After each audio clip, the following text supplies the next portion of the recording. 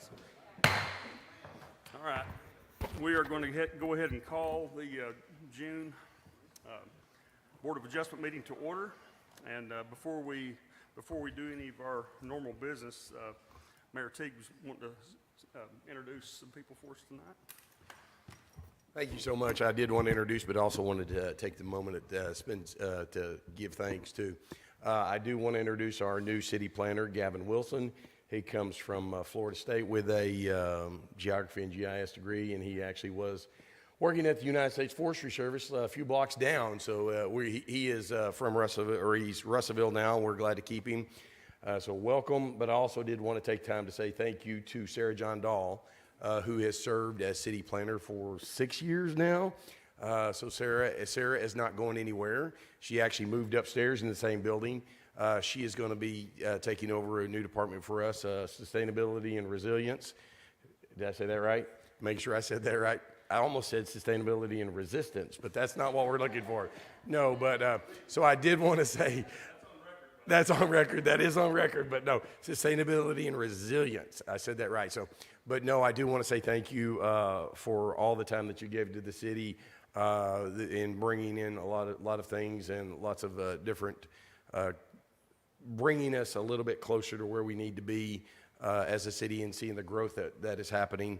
So we do want to say thank you and give you that appreciation in that time. So, and thank you for giving me this time. And I'll do this at the Planning Commission too, if I can, because there'll be different videos and different people watching. Thank you guys for giving me the time. Thank you, Mayor T.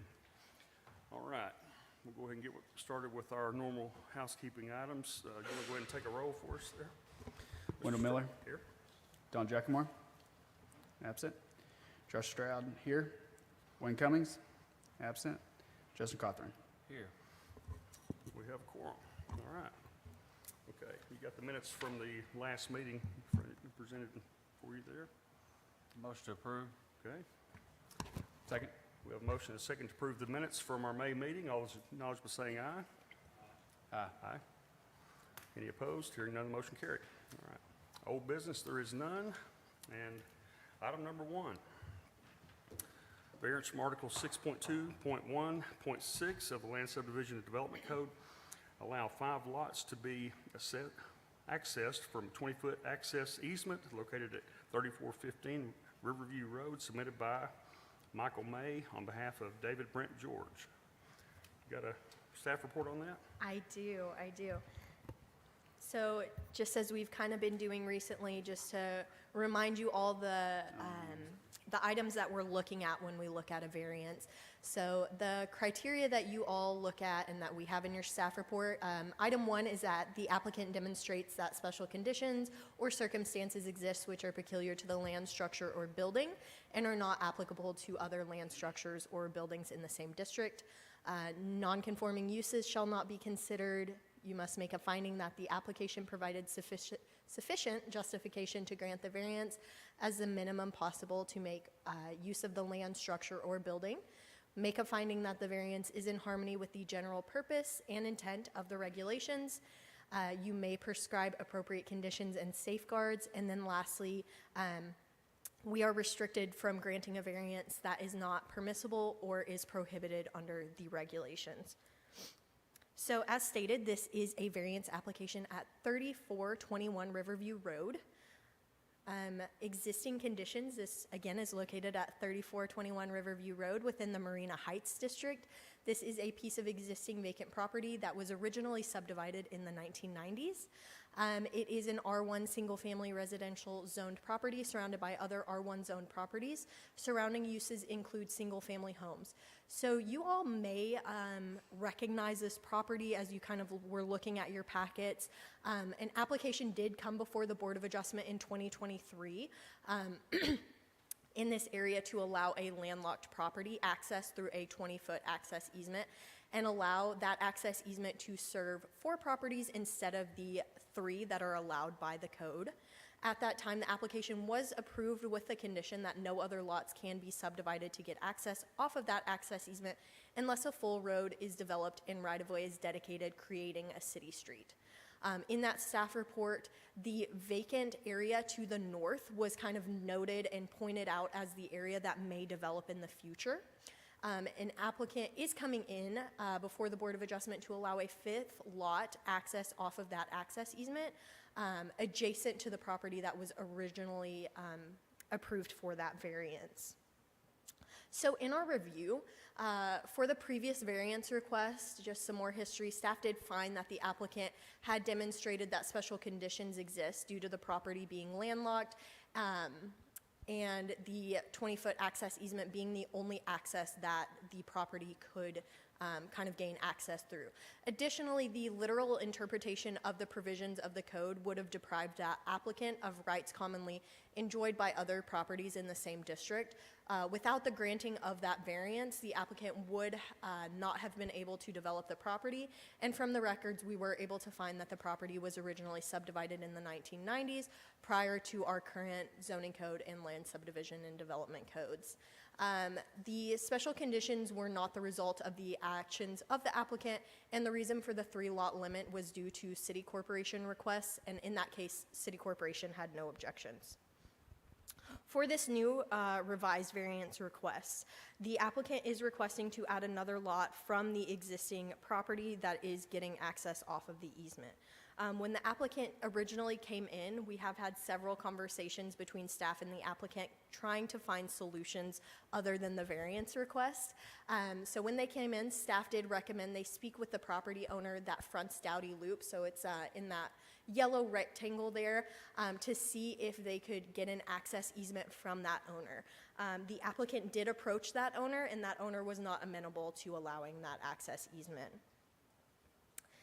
The applicant then tried to contact the owner that owns property that basically everyone gets access off of through the access easement. Back in 2023, it was subdivided, and that was one of the reasons the original application had to come before us. As you can see, that's kind of that subdivision that you see up in the upper right.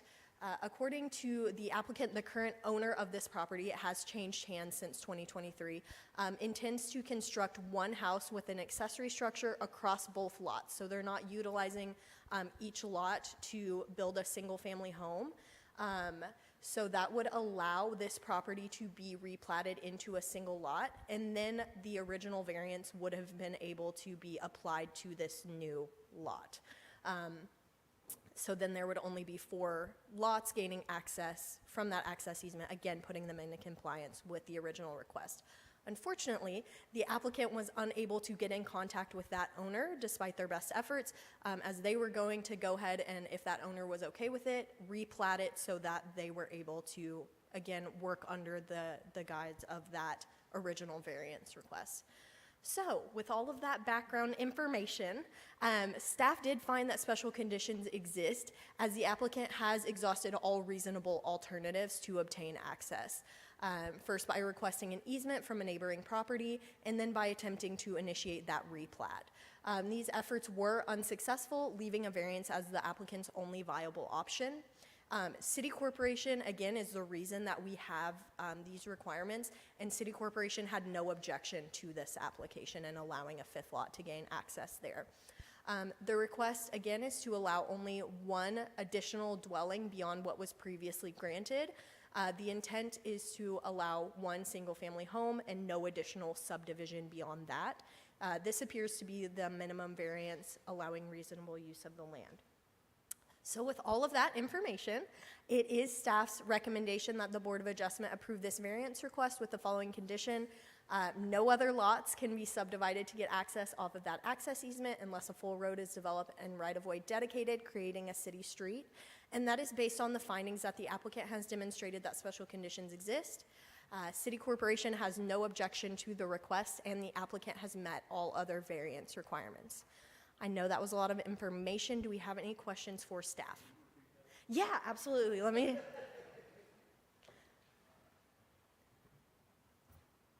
right, guys, you got any questions?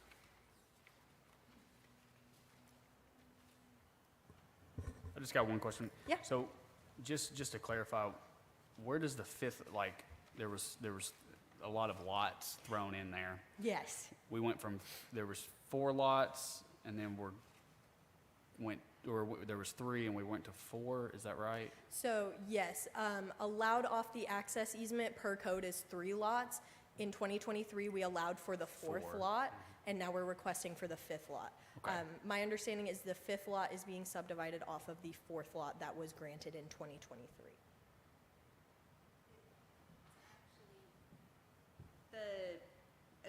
Can you pull up this slide? This is the lot that originally, can you see my Yes. cursor? Yep. So this was the lot that was given the 4th lot access. This, oh, where did my, there it is. This lot is being subdivided, and the lot they are purchasing will be back here, and that will be the 5th lot that will have access off of this easement. It's called Riverview Road, but it is, there's no dedicated right-of-way. It's just an access easement, and because of that, that's why this is having to go through that variance. But this is being subdivided per our standard plating process, and they will then have access through this access easement if this variance is granted. Okay, thank you. No, you're fine. Any other questions? Awesome. We have anybody signed up to speak on that? Okay. What is it? What paper?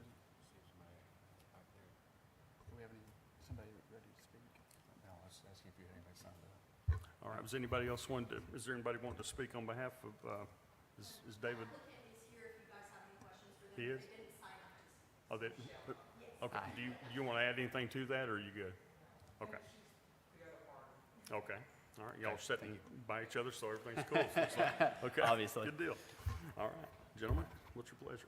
Motion to approve. Okay, As Second. presented. Second. we got a motion and a second to approve. All those in favor acknowledge by saying aye. Aye. And any opposed? Hearing none, motion carried. Okay, item number 2. We have variance from 7.8 and 8B to allow a 190-foot sign despite a 150 regulation located at 108 Marina Road, submitted by Emmett Barnes. Somebody have a staff report? Sorry about that. I thought there was another application in between. So this is a variance request. Those of you who also sit on Planning Commission are probably very familiar. They did receive a special use permit for the sign, for this sign last month. So the existing conditions, that this is located at the intersection of Marina Drive and Main Street, adjacent to a duplex development. Surrounding area includes a mix of single-family homes, undeveloped commercial property, cell tower, and a church. This subject property is zoned R2, medium-density residential, but is situated within an area characterized by a mix of zoning classifications. As you can see on the image, you've got R1 to the west, C4 to the east and northwest, C2 to the east, and then obviously this property is, like I said, zoned R2. It also lies just south of the Union Pacific Railroad along what really looks like a commercial corridor on Main Street, but it also additionally serves as a primary gateway into a predominantly single-family residential neighborhood.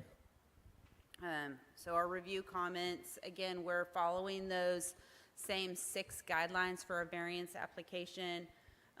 This application proposes to replace the existing billboard with a new off-premise sign that exceeds the current size allowances, but is smaller than the existing billboard, therefore bringing it closer into compliance.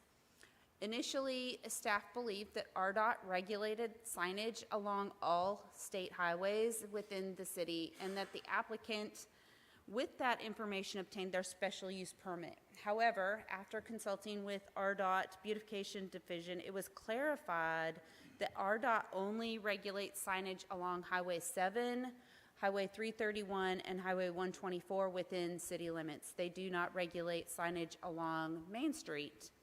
And so since Main Street nor, I have the wrong 124, it's not 331. 326, thank you, Mayor.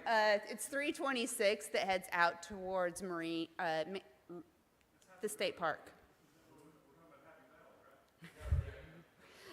So since Main Street North 326 are subject to RDOT oversight, the applicant was able to revise their proposal, and that's why they are here seeking a variance. Because RDOT does not provide a sign permit for signs on their right-of-way if a variance has been granted. We have 2 cases in Russellville where we have granted variances and RDOT has said no, and they've not been able to proceed with that. And so that's why we had proceeded the way we did initially, providing them their special use permit. Special conditions and circumstances exist, and literal interpretation would deprive the applicant rights commonly enjoyed by others.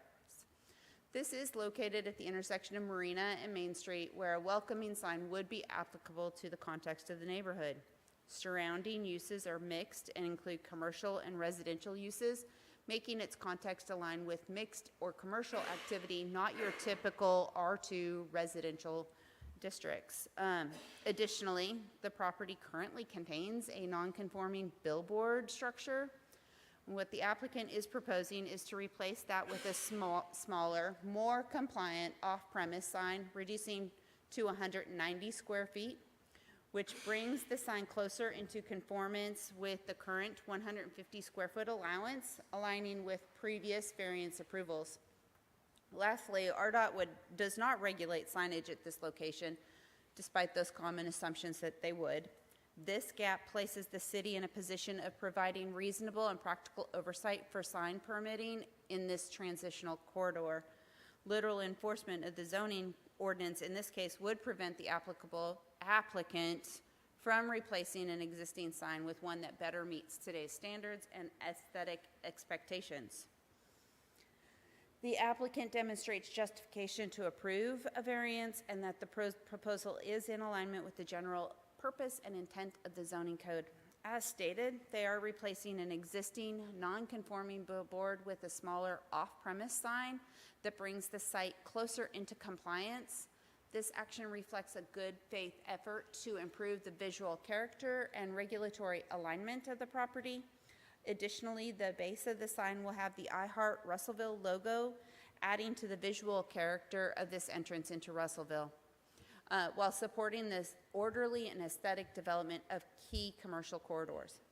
The reduced sign size improves visual compatibility with the surrounding area and aligns with the code's objectives to allow reasonable use commonly enjoyed by others.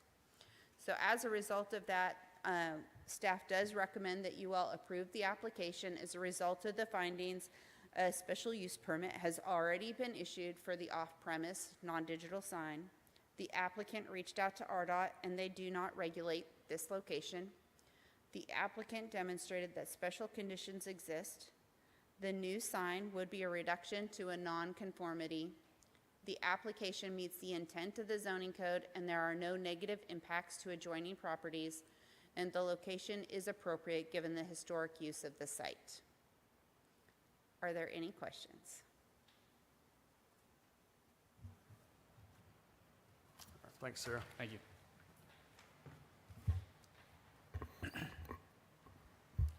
Talk to me, gentlemen. Make the motion to approve as presented. Second. All right, we have a motion and a second to approve this variance request as presented. All those in favor acknowledge by saying aye. Aye. And any opposed? Hearing none, motion carried. All right, let's go to item number 3. And that's variance from Article 6.1.5 from the paved surface requirement located at 295 North Elmira, submitted by Barrett and Associates on behalf of William Thornsberry. Sarah, take it away. Thank you. So this is a variance request at 295 North Elmira. It's a vacant lot in a partially developed area with both offices, retail, and restaurants in the vicinity. It is located south of Taco Bell and north of Prairie Creek. South of the creek is Walmart and Optimum, with Umami located across the street from the proposed development.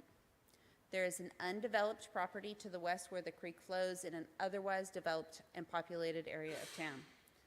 All properties in this area are zoned C2 highway commercial. The applicant is requesting 2 variances. Both variances are relating to the area in the red rectangle on this image. The first is to vary from the hard surface requirement for parking/sales lots, and the second request being from the ADA sidewalk requirement for viewing purposes. So special conditions and circumstances exist, and literal interpretation would deprive the applicant rights commonly enjoyed by other properties. So the first variance request is that the parcel is small and tapers significantly toward the rear, creating site development challenges.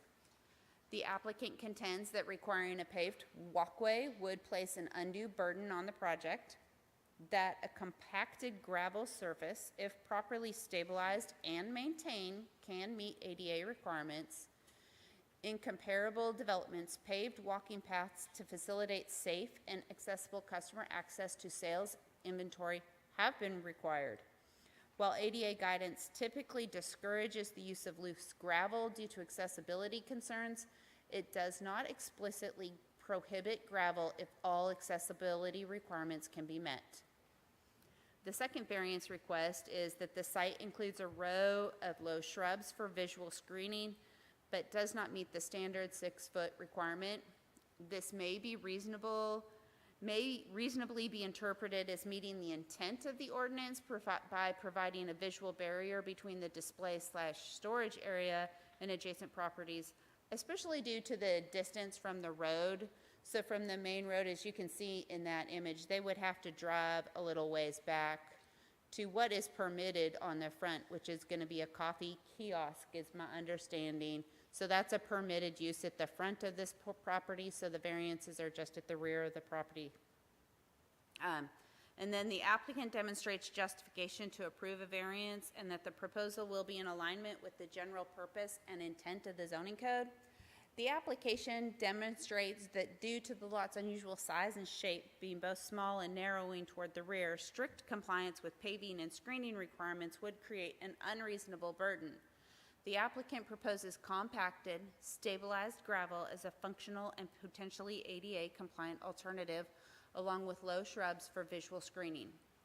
These modifications represent the minimum variance needed to make reasonable use of the property while upholding the spirit of the code by promoting safe usability and compatibility with surrounding development. To balance the applicant's site constraints with public interest in safety, accessibility, and visual compatibility, the following conditions are recommended. Install a compacted gravel path that meets ADA accessibility standards to the maximum extent feasible.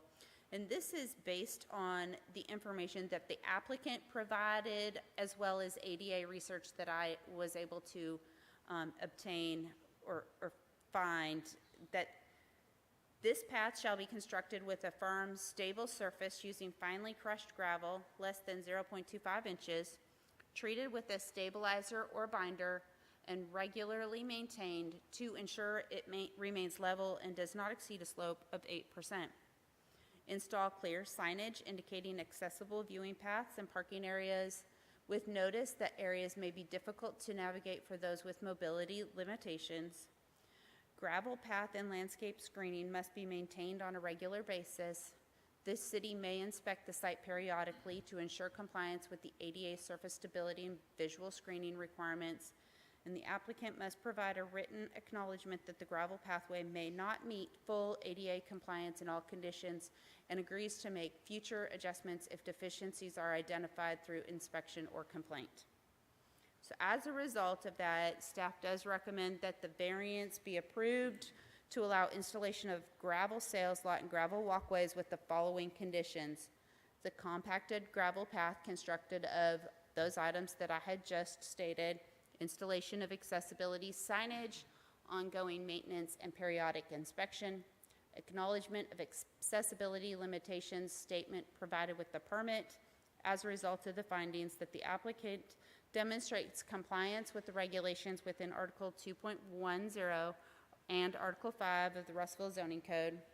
The applicant demonstrates the intent to comply regarding Article 3.2, the ADA provision, and Article 6, parking and screening requirements, and given the minimal use proposed and the long-term vacancy of the site, this is a use that could be in line with adjacent uses.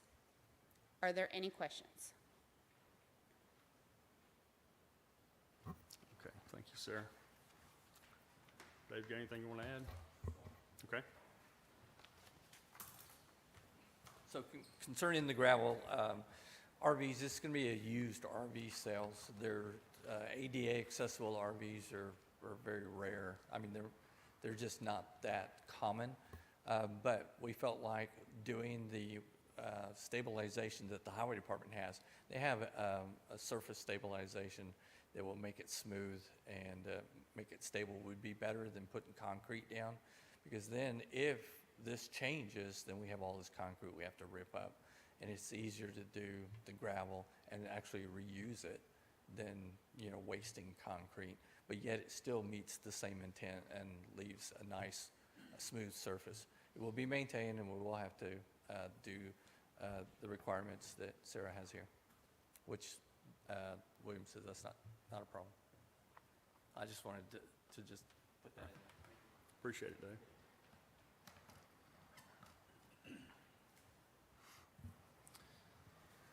Make a motion to approve as presented. Okay. We have a motion. Second. We have a motion and a second to approve this variance. All those in favor, acknowledge by saying aye. Aye. Any opposed?